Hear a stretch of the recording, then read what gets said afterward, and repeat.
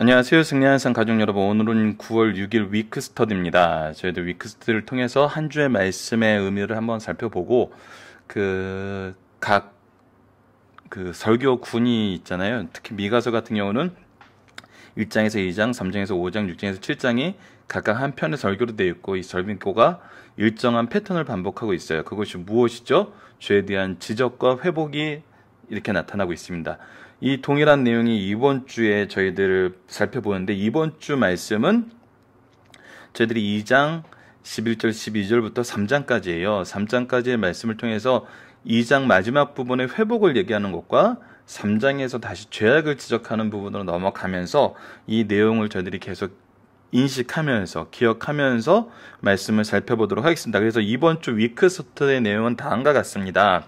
첫 번째 A에서는 이제 1장과 2장이 말씀드렸지만 1장과 2장이 한 편의 설교였어요. 이것이 한 편의 설교였죠.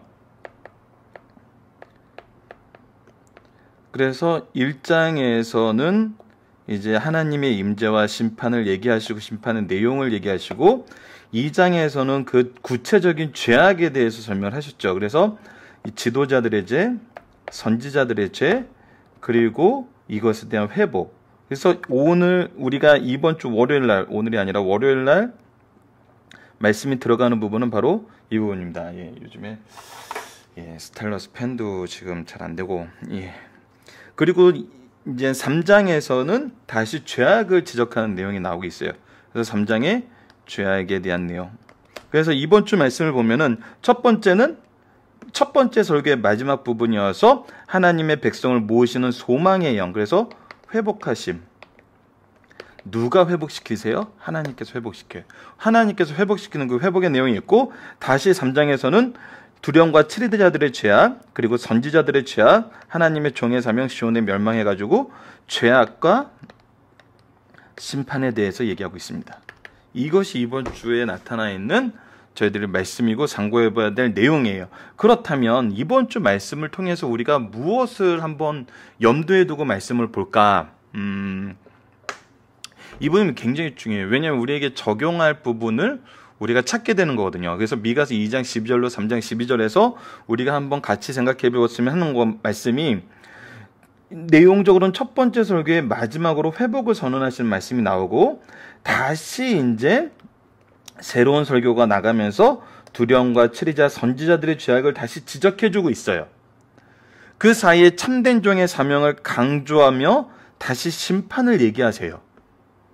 이것을 통해 우리는 하나님의 구속의 역사가 어떠한 여정을 통해서 이루어지는지 생각해보자. 이것이 저희들이 이번 주에 한번 같이 이제 생각해 봤으면 하는 말씀이에요.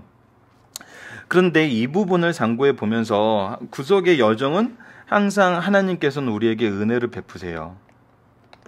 하지만 이 은혜를 잊고 어떻게 되죠? 타락을 하게 돼요. 죄에 빠지게 돼요. 하나님께서는 심판을 하세요. 심판을 하셔서 돌아키게 하세요. 회개하게 하세요. 회개하게 하신 다음에 무엇을 주시죠? 더 큰 은혜를 줘요. 무슨 은혜? 구원의 은혜. 여기서 우리가 중요하게 생각해야 될 부분이 뭐냐면, 하나님께서는 회개하게 하세요. 근데 이 회개가 우리가 회복되는데 어떤 뭐가 돼야 되죠? 이 공로가 될 수 없다는 거죠. 우리가 우리가 회개를 한다 그래서 우리 죄악에 대해서 우리가 어떤 값을 치르는 게 아니에요. 이것을 잘 알아야 돼요. 우리가 아이들이 심지어 뭐 이렇게 얘기를 해봅시다. 아이들이 그릇을 깼어요. 창문을 깼어요. 실내에서 공을 가지고 놀지 말라는데 공을 가져가다가 좀 더 큰 걸 얘기해 볼까요? TV 브라운관을 깼어요.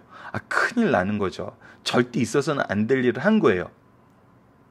자, 그랬을 때 아이들이 이거에 대해서 잘못했다고 용서를 빌어요. 자, 용서를 비는 것 자체가 이거에 대한 데미지를 회복할 만한 어떤 근거가 되나요? 잘못했어요. 용서를 빌면은 이제 너 잘못했으니까 어떻게 해야 돼? 이 TV가 100만 원짜리야. 100만 원을 벌어서 갚어. 이렇게 얘기를 하나요? 그 모든 데미지와 이 손해에 대한 것은 누가 감당하죠? 부모가 감당하죠. 하지만 중요한 건 뭐냐면 회개하지 않았을 때는 우리 부모와 자녀의 관계가, 물론 부모가 TV 다시 사줄 수 있어요. 하지만 부모와 자녀의 관계는 어떻게 되죠? 예, 어긋난 상태로 남아있게 된다는 거예요. 회개와 용서가 이루어져야 돼요. 이것이 이제 TV라는 이런 물질적인 거지만 이것이 사망이라는 거하고 연결했을 때, 죽음이라는 거하고 연결했을 때, 영원한 심판이라는 거하고 연결되었을 때 우리가 회개하는 거는 무엇을 바라보게 하는 거냐면 바로 예수 그리스도를 바라보게 하는 거예요. 예수님을 바라보고 예수님을 통하지 않으면 우리가 구원에 들어갈 수 없기 때문에, 그래서 구원의 여정에서 우리에게 회개를 촉구하시는 것은 하나님께로 돌아서게 하려는 거예요. 하나님을 보게 만드는 거거든요. 잘못한 거에 대해서 직면하고 하나님께서 해결하시는 그 역사를 보게 만드는 거예요. 우리가 회개하는 것이 공로가 될 수 없어요. 이것을 공로라고 생각하고 이것을 또 자랑하는 사람이 있고 이것으로 오히려 다른 사람을 책망하는 사람이 있어요. 이거는 은혜예요. 어떻게 우리가 은혜를 가지고, 은혜는 우리의 공로로 받은 것이 아닌데 우리가 아무것도 안 한 걸로 남을 책망할 수 있고 남을 정죄할 수 있다는 것은, 이것은 잘못된 것이죠. 자, 근데 오늘 우리가 좀 더 이번 주 말씀을 보면서 여러분들에게서 꼭 기억해 주셨으면 하는 것, 지난주 말씀과 연결되고 또 우리가 지도자들의 죄악에 대해서 다시 한번 상고하는데 여러분께서 기억해 주시고 꼭 좀 간직해 주셨으면 하는 부분이 있어요. 그것이 뭐냐면 다음 이 두 구절입니다. 우선 우리가 지난주에 살펴봤던 미가서 2장 11절 말씀과 우리가 이미 오랫동안 상고했고 이번 올해 정말 최고의 그 비중을 가지고 우리가 상고했던 요한복음 말씀에서 5장 43절에서 44절 말씀이 있어요. 자, 이것을 왜 얘기를 하냐면, 예, 다시 한번 보도록 하겠습니다. 지금 이 미가서 2장 11절을 보면은, 예, 11절 부분의 낙서는 좀 지워졌으면 좋겠는데요. 이 태블릿, 이 키노트 단점 중에 하나가 이 지우개가 없어요. 지우개가 없어서 이 지운 부분에 대해서, 예, 그냥 가도록 하겠습니다. 언제까지 지워야 될지 모르겠네요. 자, 미가서 2장 11절을 보면 사람이 만일 허망하게 행하며 거짓말로 이르기를 내가 포도주와 독주에 대하여 내게 예언하리라 할 것 같으면 그 사람이 이 백성의 선지자가 되리라. 자, 다행히 지워졌네요. 자, 보도록 하겠습니다. 이 부분이 어떤 말이었냐면 거짓 선지자들이 허망하게 행해요. 그리고 거짓말을 해요. 그러면서 내가 포도주와 독주에 대해서 얘기를 하겠다 그러면 그 사람이 이 백성의 선지자가 돼. 이게 무슨 얘기예요? 이 백성들이 어떤 사람을 선지자로 세우고 싶어 하냐면 허망한 말과 거짓된 말을 이르는 사람을 선지자로 삼고 싶어 한다는 거예요. 자, 이것이 정말 주는 내용이 요한복음 5장 43절에서 44절에 예수님께서 얘기했어요. 나는 내 아버지의 이름으로 왔으면 너희가 영접하지 아니하고 만일 다른 사람이 자기 이름으로 오면 영접하리니 뭐 때문에 너희가 서로의 영광을 취하고 유일하신 하나님부터 영광을 구하지 않느냐도다. 하나님의 얘기를 하는 사람은 원치 않는 거예요. 영접하지 않는 거예요. 근데 어떤 사람을 영접해요? 서로의 영광을 구하고 서로의 좋은 것을 얘기해주면서 서로가 정한 그 규칙을 인정해주는 사람을 좋아한다는 거예요. 누구는 거부하고 유일하신 하나님은 거부하고. 그러니까 하나님의 기준하고 다른 자기네들의 기준을 계속 세운다는 거예요. 요한복음에서 우리가 수도 없이 얘기했죠. 예수 그리스도를 바라보는 게 아니라 자기네들이 만든 메시아를 원한다는 거예요. 근데 이것이 왜 중요하냐면 우리 신약에서 있잖아요. 맹인이 맹인을 인도한다는 것처럼 인도하는 사람도 맹인인데 중요한 거는 우리가 또 관가하고 있는 거는 이끌림을 받는 사람도 맹인이라는 거예요. 이 백성들이 누구의 말을 들어요? 미가 선지자의 얘기를 들어야 돼요. 참 선지자의 얘기를 들어야 됐어요. 근데 누구의 얘기를 들어요? 허망하고 거짓말하는 거짓 선지자들의 얘기를 들어요. 예수님이 얘기하는데 누구 얘기를 들어요? 서로의 영광을 구하는 자기들 집단의 이익과 자기네들 생각에 좋은 것을 따르는 것을 얘기해요. 그래서 서로의 영광을 취해요. 하나님의 영광하고는 상관이 없어요. 그럼 뭐가 있어요? 심판이 있어요.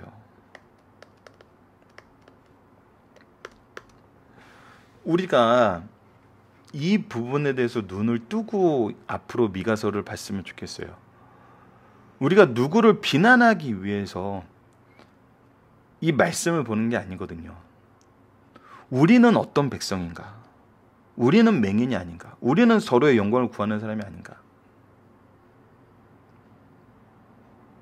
왜 이것이 중요하냐면 우리 이번 주 말씀에서 볼 텐데 신자의 3대 직분은 왕과 선지자와 제사장이에요.